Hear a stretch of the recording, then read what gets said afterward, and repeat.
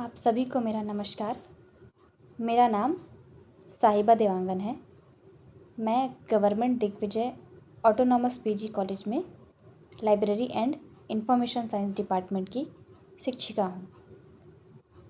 आज इस वीडियो में हम बहुत ही महत्वपूर्ण जानकारी आपके समक्ष प्रस्तुत कर रहे हैं, जिसमें छत्तीसगढ़ उच्च शिक्षा विभाग द्वारा NAP 2020 के अंतर्गत VAC कोर्स की जानकारी आपको दी जाएगी, जो स्नातक प्रथम वर्ष में 2026-27 में नवप्रवेशित विद्यार्थी हैं। उनके लिए यह वीडियो बहुत ही महत्वपूर्ण है। जैसे कि सभी नवप्रवेशित विद्यार्थियों को एडमिशन लेते समय बताया जाता है कि NAP 2020 के तहत विद्यार्थियों को अपने मुख्य विषय के साथ ही किसी अन्य संकाय के विषय का चुनाव करना होता है। जैसे कि हम कह सकते हैं, मुख्य विषय DSC एवं DSE ये आपके मुख्य विषय होते हैं। इसके अलावा VAC का चुनाव आपको करना पड़ेगा। VAC मतलब वैल्यू एडिशन कोर्सेस, जिसे विद्यार्थियों को प्रथम सेमेस्टर से चतुर्थ सेमेस्टर तक अनिवार्य रूप से अध्यापन करना है, जिसमें प्रत्येक विद्यार्थियों को 2 क्रेडिट मिलेंगे। जैसा कि यह VAC कोर्स है, जिसके अंतर्गत बहुत से विषय आते हैं, उसमें से एक विषय का चुनाव करके उस विषय के बारे में आपको अनिवार्यतः पढ़ना रहता है, जिसमें से एक विषय है लाइब्रेरी एंड इंफॉर्मेशन साइंस, जिसमें library and information resources topic के बारे में आपको अध्ययन करना है। जैसा कि मैंने पहले आपको बताया है कि प्रत्येक VAC कोर्सेस के लिए आपको 2 क्रेडिट मिलेंगे। अब सबसे महत्वपूर्ण यहाँ पे ये बात आती है कि VAC कोर्सेस के उद्देश्य क्या हैं, हमें इसे किस लिए पढ़ना है। NAP 2020 के अंतर्गत VAC का मुख्य उद्देश्य यह है कि विद्यार्थियों को अपने मुख्य विषय के साथ साथ अन्य विषयों का ज्ञान, कौशल, नैतिक मूल्यों और बहुविषयक समझ का समग्र विकास करते हुए उन्हें आत्मविश्वासी एवं विद्यार्थियों के कौशल में वृद्धि करें। तो आज के इस वीडियो का जो मुख्य मेन पॉइंट है, वह यह है कि VAC library and information resources. तो आइए इसके कुछ मुख्य बिंदु इस प्रकार हैं। तो पहला बिंदु है पुस्तकालय संसाधनों की समझ।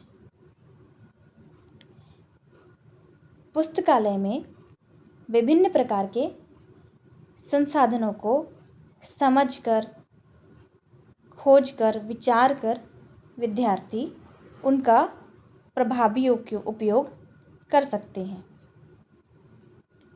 उसके बाद ही दूसरा पॉइंट यह है कि प्रभावी सूचना खोज कौशल, सही और सटीक सूचना के खोज का कौशल विद्यार्थी इसमें सीखते हैं। जैसे कि सही सूचनाओं को खोजकर विद्यार्थी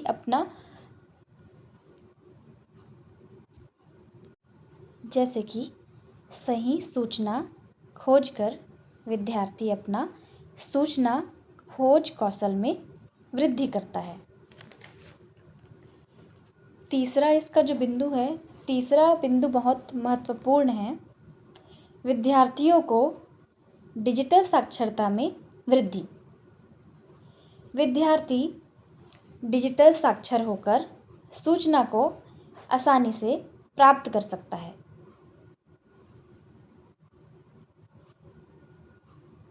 चौथा पॉइंट है इसका, सूचना को प्रभावी ढंग से प्रबंधन करना। नेक्स्ट पॉइंट है संदर्भ सेवा दक्षता। विद्यार्थी सही संदर्भ खोजकर सही संदर्भ सेवाएं प्रदान करने की क्षमता विद्यार्थियों में आती है। छठवां पॉइंट यह कहता है कि शोध और अध्ययन में उपयुक्त स्रोतों का चयन एवं उपयोग कर संदर्भ देना आसानी से सीखते हैं। सातवां महत्वपूर्ण पॉइंट है वह यह है कि ओपन एक्सेस संसाधनों का उपयोग। ओपन एक्सेस संसाधन जैसे कि Shodhganga, national digital library of India जैसे संसाधनों की पहचान और उनके शैक्षणिक उपयोग की समझ विकसित होती है। आठवां पॉइंट यह कहता है कि आलोचनात्मक चिंतन का क्षमता में वृद्धि। आलोचनात्मक चिंतन मतलब सूचनाओं का विश्लेषण, मूल्यांकन एवं तुलना करके सही निर्णय लेने की क्षमता विद्यार्थियों में विकसित होती है। अगला पॉइंट यह है कि व्यावसायिक अवसरों में वृद्धि। पुस्तकालय तथा सूचना विज्ञान के क्षेत्र में नए नए अवसर विद्यार्थियों को प्राप्त होते हैं, जैसे कि डिजिटल संसाधनों का सही तरीके से प्रबंधन एवं पुराने संसाधन जैसे कि पांडुलिपि, ताम्रपत्र आदि उनका रखरखाव विद्यार्थी इसके माध्यम से सीखते हैं। नेक्स्ट पॉइंट है व्यक्तिगत और शैक्षणिक विकास।